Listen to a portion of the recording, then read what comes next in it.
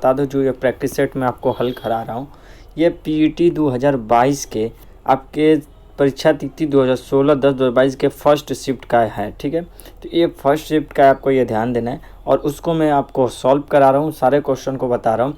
और फ्रेंड्स इसी तरह लगातार जब तक कि आपका पीटी का एग्ज़ाम ख़त्म ना होता है तब तक आपको प्रैक्टिस सेट और कुछ इंपॉर्टेंट क्वेश्चन जैसे हिंदी के कुछ मुहावरे, कुछ लोकोक्ति जो काफ़ी इंपॉर्टेंट उस चीज़ों को आपको मिलती रहेगी इस चैनल पे। तो फ्रेंड्स चैनल पर पहली बार आएंगे तो चैनल को सब्सक्राइब कर लीजिएगा और बगल में बेल आइकन को प्रेस कर लीजिएगा, जिससे आने वाला हर नए वीडियो को नोटिफिकेशन आपको तुरंत मिलता रहे। ठीक है फ्रेंड्स, और रही बात इस पीडीएफ का, आपको पीडीएफ भी मिल जाएगा फ्रेंड्स, जो आपको डिस्क्रिप्शन बॉक्स में आपको हमारे इस पीडीएफ का लिंक वहाँ से मिल जाएगा फ्रेंड्स। तो वीडियो देखने के बाद आप जरूर डाउनलोड कर लीजिएगा और एक बार और उसे मार लीजिएगा, रिटर्न कर लीजिएगा। ठीक है फ्रेंड्स, देखिए जो पहला क्वेश्चन है ना फ्रेंड्स इसमें कि निम्नलिखित में से किस अधिनियम ने बैंकों के राष्ट्रीयकरण के लिए, राष्ट्रीय एकीकरण के लिए शर्तें निर्धारित की। ठीक है, शर्तें निर्धारित की। तो इसका राइट आंसर है आपका ऑप्शन जो फ्रेंड्स वो है आपका ऑप्शन है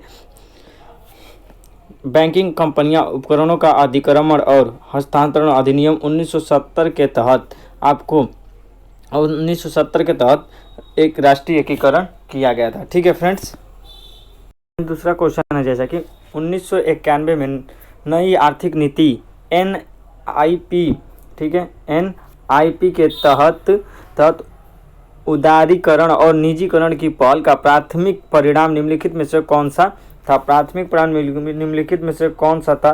तो इसका राइट ऑप्शन है आपका सी, यानी सी वैश्वीकरण आपका इसका राइट आंसर है फ्रेंड्स, आपका वैश्वीकरण इसका राइट आंसर है। चलते हैं अपने अगले क्वेश्चन की तरफ फ्रेंड्स। जैसे अगला क्वेश्चन हम लोग का निम्नलिखित में से किसे भारत में हरित क्रांति के जनक के रूप में जाना जाता है, हरित क्रांति के रूप में जाना जाता है। तो इसका राइट आंसर हो जाएगा आपका ऑप्शन बी MS स्वामीनाथन को जाना जाता है। किसको जाता है फ्रेंड्स, तो MS स्वामीनाथन को जाना जाता है। ठीक है फ्रेंड्स, MS स्वामीनाथन को जाना जाता है। ठीक है, अगला क्वेश्चन है संविधान के लिए DPSP राजनीति के निर्देशक सिद्धांत के निम्नलिखित में से किस संविधान से प्रेरित है। किस संविधान से प्रेरित है। इसका राइट आंसर है आपका ऑप्शन सी, यानी आयरलैंड से। कहाँ से फ्रेंड्स, तो आयरलैंड से। यानी देखिए कुछ इसके इम्पोर्टेंट्स भी हैं, आपको हम दिखा देते हैं। जैसे देखिए स्रोत जो है ना ये काफ़ी इम्पोर्टेंट है, तो इसको आपको लोग जरूर याद ध्यान दीजिएगा। ठीक है, देखिए संसदीय शासन प्रणाली जहाँ से ली गई है तो ये ब्रिटेन से ली गई है। संसदीय शासन प्रणाली किसे ली गई तो ब्रिटेन से ली गई है। नीति निर्देशक तत्व आयरलैंड से आपका लिया गया है। मौलिक अधिकार आपका संयुक्त राज्य अमेरिका से लिया गया है। आपातकाल का जो लिया गया है आपका जर्मनी से लिया गया है। और मौलिक कर्तव्य आपका रूस से लिया गया फ्रेंड्स। तो ये काफ़ी इंपॉर्टेंट है, इसको आप याद करिएगा। आते हैं अपने अगले नेक्स्ट क्वेश्चन की तरफ। तो नेक्स्ट क्वेश्चन है हम लोग का, ठीक है फ्रेंड्स, नेक्स्ट क्वेश्चन भारतीय संविधान के अनुच्छेद 19 में कौन सा अधिकार शामिल है। भारतीय संविधान के अनुच्छेद 19 में कौन सा अधिकार शामिल है। राइट आंसर है इसका ऑप्शन बी वाक्य और अभिव्यक्ति स्वतंत्रता का अधिकार। वाक्य और अभिव्यक्ति स्वतंत्रता का अधिकार आपका शामिल है। ठीक है फ्रेंड्स, चलते हैं अगले क्वेश्चन की तरफ। देखिए फ्रेंड्स ये कुछ है आपको इंपॉर्टेंट जो आपको पढ़ने के लिए। फ्रेंड्स आप ये भी बता दीजिएगा कलर कौन सा आपको ठीक लग रहा है, ऊपर वाले कलर में ठीक लग रहा है या नीचे जो पीले कलर में है। ठीक है, तो ठीक है अगले क्वेश्चन पे आते हैं। संसदीय प्रणाली में लोकसभा का कार्यपालिका किसके प्रति उत्तरदायी होती है। ठीक है, संसदीय प्रणाली में लोकसभा के कार्यपालिका को किसके प्रति उत्तरदायी होती है। तो इसका राइट आंसर है ऑप्शन आपका ए, ऑप्शन है विधानमंडल किसके उत्तरदायी होती है, तो विधानमंडल के लिए होती है। ठीक है फ्रेंड्स, अगला क्वेश्चन है हम लोग का निम्नलिखित में से कौन सी भारतीय संविधान की मुख्य विशेषता नहीं है। निम्नलिखित में से कौन सी भारतीय संविधान की मुख्य विशेषता नहीं है। तो इसका राइट आंसर आपका ऑप्शन बी, यानी द्विस्तरीय सरकार। द्विस्तरीय सरकार जो है ना, द्विस्तरीय सरकार यह भारतीय संविधान की मुख्य विशेषता नहीं है। और कौन किसे लिखित और विस्तृत संविधान जो भारतीय संविधान की मुख्य विशेषता में है। ठीक है, उसका एकल नागरिकता भी भारतीय संविधान में है। सार्वभौमिक वयस्क मताधिकार भी आपका भारतीय संविधान के मुख्य विशेषता में है। ठीक है फ्रेंड्स, आते हैं अगले क्वेश्चन की तरफ। तो अगला क्वेश्चन है एक हार्स पावर लगभग कितने वाट के बराबर होता है? एक हार्स पावर लगभग कितने कितने पावर की एक हार्स पावर लगभग कितने वाट के बराबर होता है? तो इसका राइट आंसर है आपका 746 वाट के बराबर होता है। कितने? तो 746 वाट के बराबर होता है। आपको यह ध्यान देना है, एक हार्स पावर लगभग कितने वाट के बराबर होता है? तो 746 वाट के बराबर होता है। ठीक है फ्रेंड्स, आते हैं अगले क्वेश्चन पे। निम्नलिखित में से कौन सी एक रासायनिक अभिक्रिया नहीं है? निम्नलिखित में से कौन सी एक रासायनिक अभिक्रिया नहीं है? तो इसका राइट आंसर है आपका ऑप्शन डी, पानी का भाप में रूपांतरण। पानी का भाप में रूपांतरण है जो फ्रेंड्स आपका, ये एक रासायनिक अभिक्रिया नहीं है। ठीक है, आपका कोयले का जलना ये एक रासायनिक अभिक्रिया है। ठीक है, वहीं भोजन का पाचन भी एक रासायनिक अभिक्रिया है। कागज का जलना भी आपका एक रासायनिक अभिक्रिया है। तो इसमें से केवल पानी का भाप में रूपांतरण ही एक रासायनिक अभिक्रिया नहीं है फ्रेंड्स। आते हैं अपने अगले क्वेश्चन पे। तो फ्रेंड्स अगला क्वेश्चन है, पायरिया निम्न में से किसका रोग है? पायरिया निम्न में से किसका रोग है?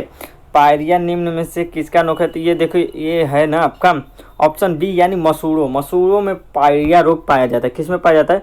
तो मसूड़ों में पायरिया रोग पाया जाता है फ्रेंड्स। ठीक है, उसके बाद आते हैं अगले क्वेश्चन पे। तो अगला क्वेश्चन है, फ्लोएम। फ्लोएम एक उत्तक है जो निम्नलिखित से किस में पाया जाता है? फ्लोएम एक उत्तक है, निम्नलिखित में से किस में पाया जाता है?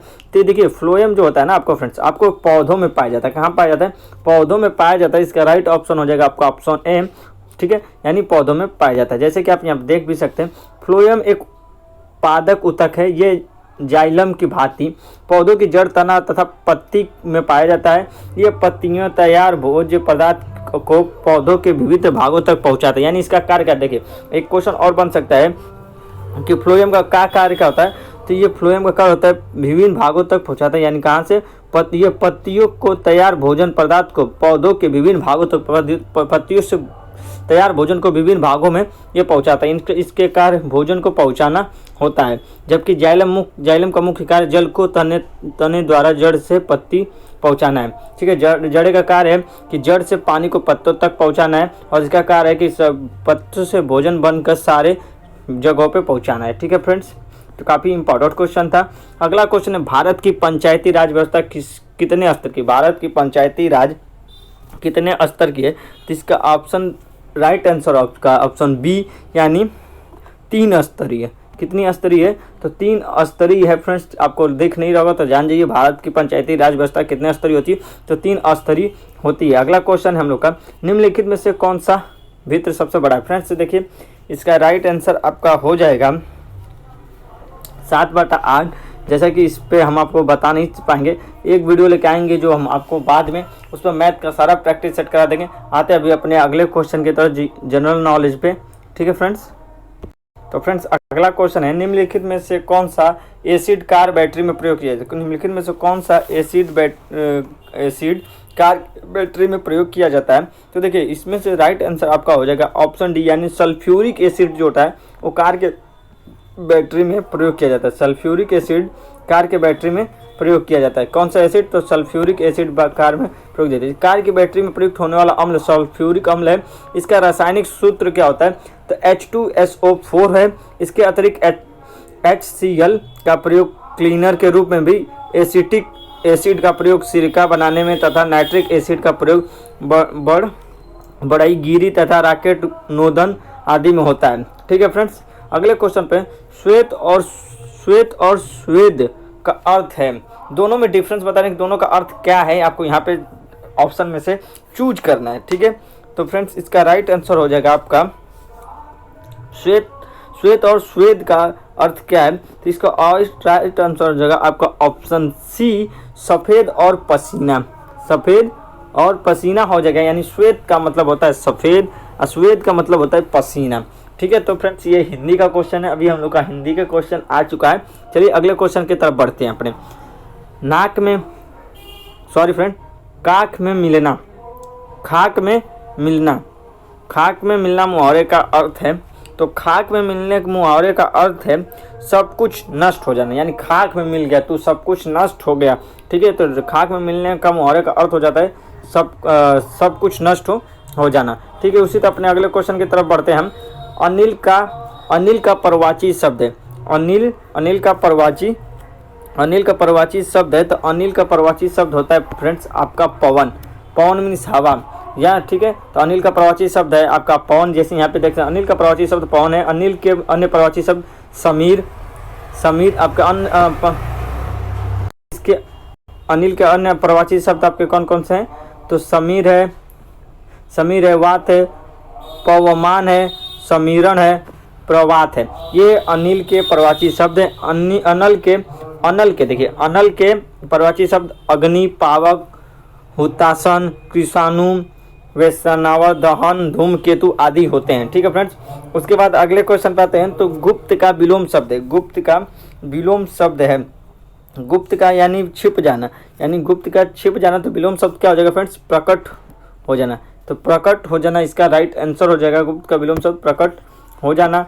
आते हैं अपने अगले क्वेश्चन पे। तो अगला क्वेश्चन है सद्भावना का संधि विच्छेद क्या होगा। देखिए सद्भावना का संधि विच्छेद क्या होगा। तो सद्भावना का संधि विच्छेद आपका हो जाएगा, देखिए इसमें से कोई राइट ऑप्शन आपका नहीं है, यानी इसका राइट आंसर हो जाएगा आपका ऑप्शन डी, इसमें से कोई नहीं। ठीक है, सद्भावना के इनमें से कोई नहीं होगा। फिर अपने अगले क्वेश्चन की तरफ बढ़ते हैं। तो अगला क्वेश्चन हम लोग का इंग्लिश का है फ्रेंड्स, जो आपको इन्हीं पैसेज में से उनके आंसर ढूंढने हैं 1 से 25वें तक। तो ये आप खुद से कर लेंगे, या प्रैक्टिस करना हो तो आपको PDF में से प्रैक्टिस कर लेंगे। यहाँ पे आ जाते हैं हम लोग एंटोनिम्स। एंटोनिम्स यानी विलोम शब्द को देखते हैं कि चूज द करेक्ट एंटोनिम्स। ठीक, चूज द करेक्ट एंटोनिम्स मौरन का। ठीक है, मौरन का इसका राइट आंसर जो है, देखिए मौरन में होता क्या है, तो शोक, मौरन में होता क्या है, तो इसका अर्थ होता है फ्रेंड्स, इसका अर्थ होता है शोक या विलाप।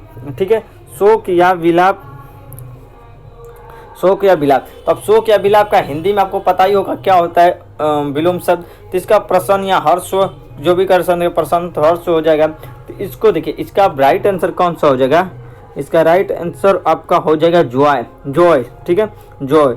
ठीक है, तो जॉय मिस होता है हर्ष या प्रसन्न। तो इसका राइट आंसर हो जाएगा आपका ऑप्शन ए। और अन्य विकल्प देख लेते हैं, जैसे कि दिया है मोटिवेट, मैंने प्रेरित करना, मोटिवेट का हो जाएगा आपका प्रेरित करना। विल्टाजिल में हो जीवित, इसमें का मतलब होता है जीवित। ठीक है फ्रेंड्स, आते हैं अपने अगले क्वेश्चन की तरफ। अगला क्वेश्चन है हम लोग का इसके, अच्छा वन ऑफ सब्स्टिट्यूशन, यानी अब एक वर्ड हम लोग को जानना है। तो इसका है one house sale articles at public sales. ठीक है, तो इसका हो जाएगा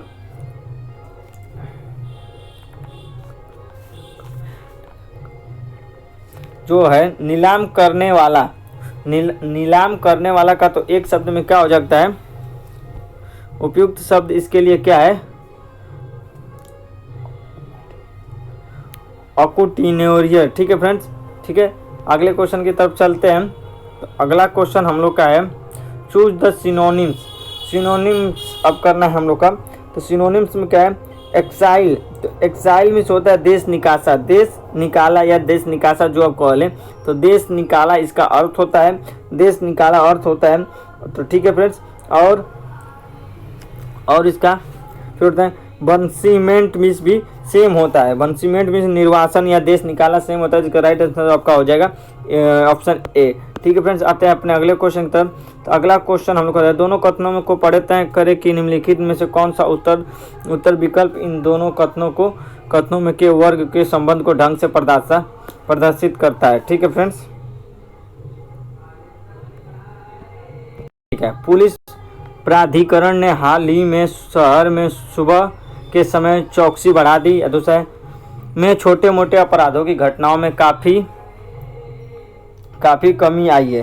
तो देखिए इसका राइट आंसर आपका ऑप्शन ए सही होगा, जो है कि कारण एक है जो कथन का इसका प्रयोग है। ठीक है फ्रेंड्स, आते हैं अपने अगले क्वेश्चन की तरफ। अगला क्वेश्चन है हम लोग का महाराष्ट्र में स्थित औरंगाबाद का नया नाम लिखिए। महाराष्ट्र में स्थित औरंगाबाद का नया नाम लिखिए। तो इसका राइट आंसर है आपका एक, यानी संभाजी नगर। संभाजी नगर इसका नया नाम है। क्या है फ्रेंड्स, आपका संभाजी नगर है। महाराष्ट्र में औरंगाबाद का नया नाम क्या और बदल कर किया गया, तो संभाजी नगर किया गया है। आते हैं अपने अगले क्वेश्चन की तरफ। तो अगला क्वेश्चन है भारतीय पारंपरिक विज्ञान पर किस देश के सर्वदलीय संसदीय समूह को आयुर्वेद रत्न पुरस्कार से सम्मानित किया गया।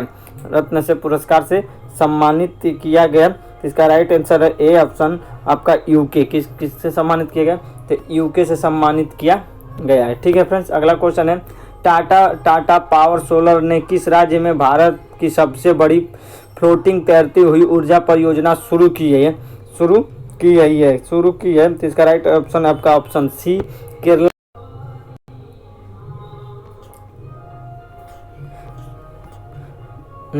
कौन सा देश भारत के सबसे लंबी अंतर्राष्ट्रीय सीमा साझा करती है? तो फ्रेंड्स इसका राइट आंसर आपका बांग्लादेश को 3 तरफ से भारत की सीमा साझा करती है। ठीक है फ्रेंड्स, तो फ्रेंड्स इस वीडियो में इतना ही है और आपको प्रैक्टिस सेट के लिए इसमें और भी क्वेश्चन दिए गए हैं, इनका प्रैक्टिस करिएगा। फिर मिलेंगे नेक्स्ट वीडियो में, तब तक के लिए जय हिंद।